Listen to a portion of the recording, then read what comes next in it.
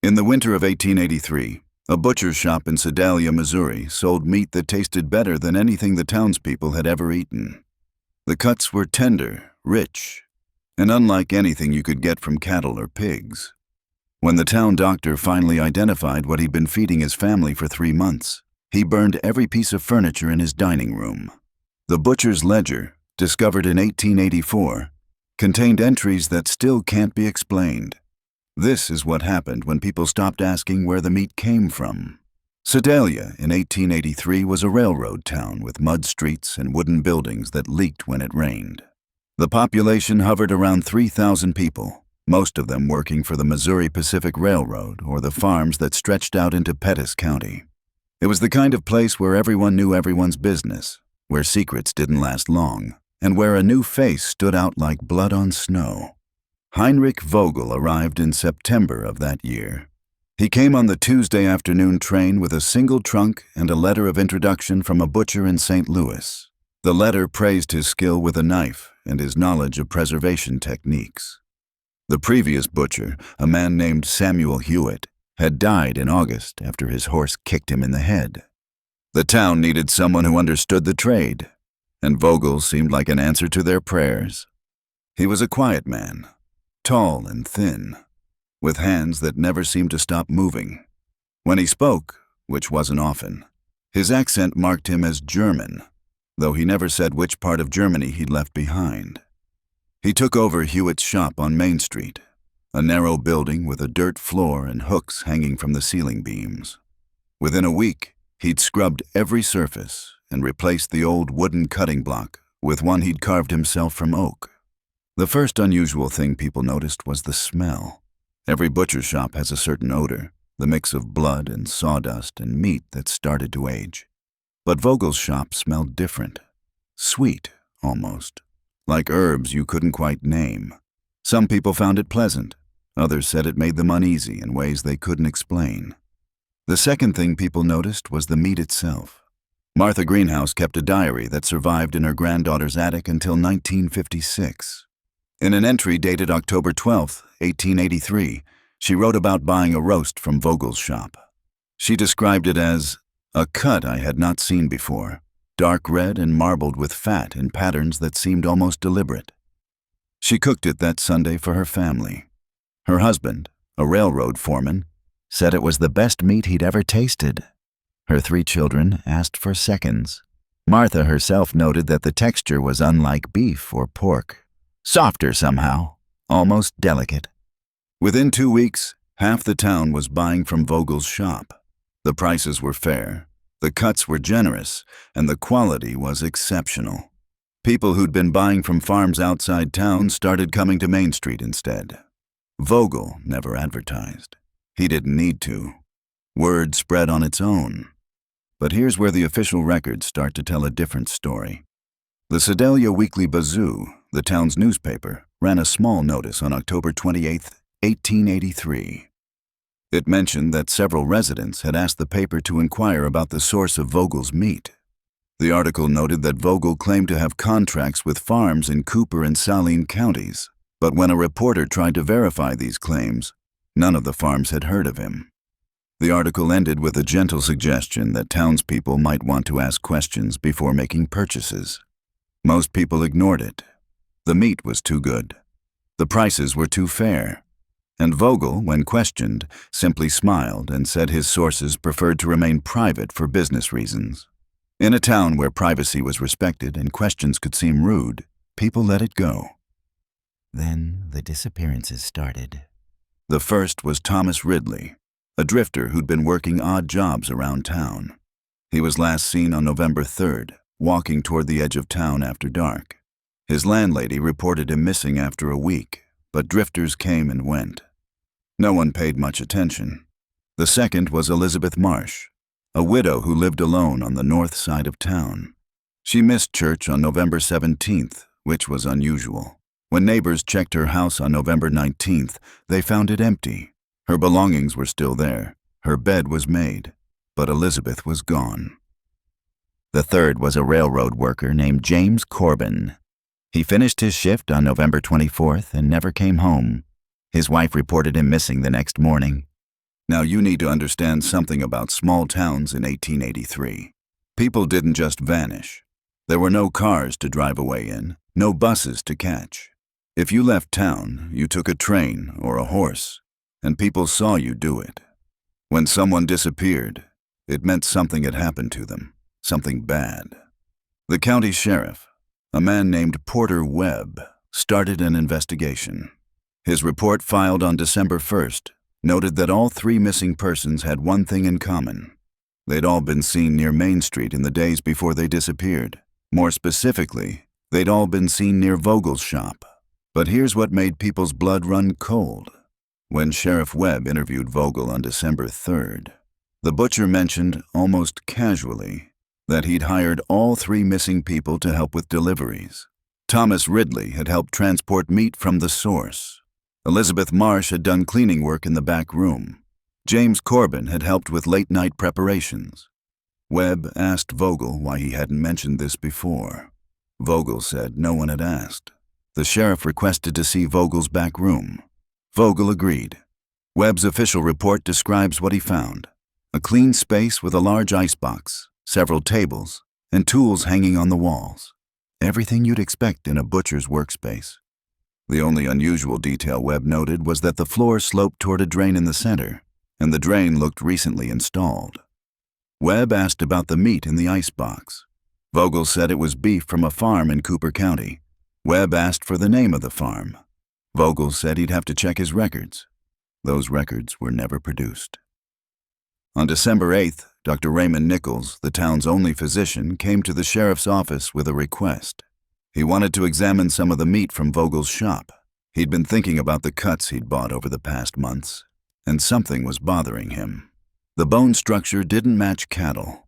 The marbling patterns were wrong. The texture was off. Webb obtained samples from 3 different customers who'd recently purchased from Vogel. Dr. Nichols spent 2 days examining them. His written findings, preserved in the county medical records, are careful and precise. He identified the muscle fiber structure as inconsistent with common livestock. He noted that the bone fragments showed characteristics more similar to human skeletal remains than to those of cattle or swine. He concluded by stating he could not definitively identify the source, but he recommended the shop be closed immediately pending further investigation. The town held a meeting on December 12th. Nearly 200 people crowded into the courthouse. The mood was angry and frightened. Some people insisted Nichols was wrong, that he was letting his imagination run wild. Others demanded that Vogel be arrested. The sheriff said he needed more evidence before he could make an arrest, but he agreed to search the shop thoroughly. That search happened on December 13th at dawn. Sheriff Webb brought 3 deputies and Dr. Nichols. They found the shop locked, which was unusual because Vogel typically opened before sunrise. They broke down the door. The shop was empty. Vogel was gone. So was every piece of meat, every tool, every record. The cutting block had been removed. The hooks had been taken down. Even the drain in the back room had been filled with concrete. It was as if the butcher shop had never existed. But they found something Vogel had missed. Under a loose floorboard in the back room, Webb discovered a ledger. It was small, bound in leather, with entries in German. A translator was brought in from St. Louis. What he found in that ledger has been disputed ever since. The entries were dated from September 15th to December 10th. Each entry listed a date, a name, and a weight. Next to each weight was a description of cuts: shoulder, loin, rib, leg. The names matched people in town. Some were the missing persons. Others were residents who were still alive. The entries for living residents showed future dates. December 18th, Martha Greenhouse, 142 pounds. Shoulder, loin. December 23rd, Robert Patterson, 189 pounds. Rib, leg, shoulder. January 4th, Sarah Webb, 156 pounds. Loin, rib. Sarah Webb was the sheriff's daughter. The translator noted something else. Throughout the ledger, Vogel had written margin notes. They were fragmentary, almost like prayers or chants. One phrase appeared multiple times: Das Fleisch erinnert sich. The flesh remembers. On December 15th, the sheriff organized a search party. 50 men combed the area around Sedalia. They found nothing. No trace of Vogel, no sign of the missing persons, no evidence of where the meat had come from. It was as if the butcher had simply dissolved into the winter air. But strange things kept happening. People who'd eaten meat from Vogel's shop started reporting dreams. Vivid, terrible dreams where they saw themselves from the outside, where they watched their own bodies being carved and prepared. Some people said they could taste copper in their mouths when they woke up. Others said they felt phantom pains in their limbs, as if invisible knives were working beneath their skin. Dr. Nichols documented 12 cases of what he called sympathetic distress. All were customers of Vogel's shop. All reported similar symptoms. He had no medical explanation. Then in January, something happened that made people question everything they thought they knew. Elizabeth Marsh came back. She walked into town on January 19th, 1884, wearing the same dress she'd disappeared in 2 months earlier. She looked thinner, paler, but she was alive. When people asked where she'd been, she said she didn't remember. She recalled leaving her house in November. Then nothing. Then waking up on the road outside town with no memory of the time between. But Elizabeth was different. People noticed it immediately. She moved strangely, as if her joints didn't quite work the way they used to. When she spoke, her voice had a different quality, rougher, like something was caught in her throat.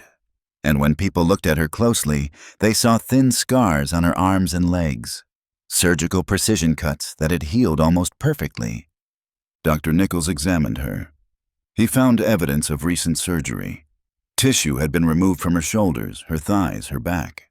The cuts were expert, done by someone who understood anatomy. But the tissue had grown back. Not scar tissue. The actual muscle and fat had regenerated, as if her body had regrown what had been taken. Nichols had no explanation for this. He wrote in his medical journal that the human body does not heal in this manner. Elizabeth lived another 3 years. She died in 1887 from pneumonia.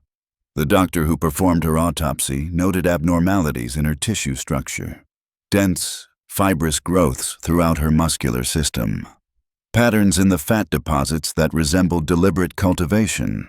Thomas Ridley never came back. Neither did James Corbin. Neither did anyone else who disappeared. Vogel was never found. The St. Louis butcher who'd written his letter of introduction claimed he'd never heard of anyone named Heinrich Vogel. The address on the letter didn't exist. In 1891, a fire destroyed most of the buildings on Main Street, including the shop where Vogel had worked. The new building that replaced it was a dry goods store. The owner reported strange smells coming from the basement, sweet and herbal, especially in winter. He eventually sealed the basement with concrete. People tried to forget. They wanted to believe Vogel had been a con man, nothing more. That the meat had been stolen livestock, that the ledger was a fake, that Dr. Nichols had been wrong about what he'd examined. They wanted to believe the dreams would stop. But here's what the official records show, and this is documented in the Pettis County Archives. Between 1884 and 1900, 17 people in Sedalia died from what doctors called spontaneous tissue degradation. Their bodies simply broke down from the inside. Muscle turned to liquid. Fat dissolved.